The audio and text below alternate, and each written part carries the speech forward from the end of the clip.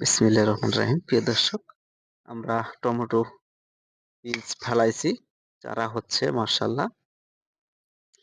এই জাত টমেটো, এই যে টমেটো চারা এগুলা, এই যে টমেটো ফেলাইছি। টমেটো চারা লাগলে আপনারা যোগাযোগ করবেন।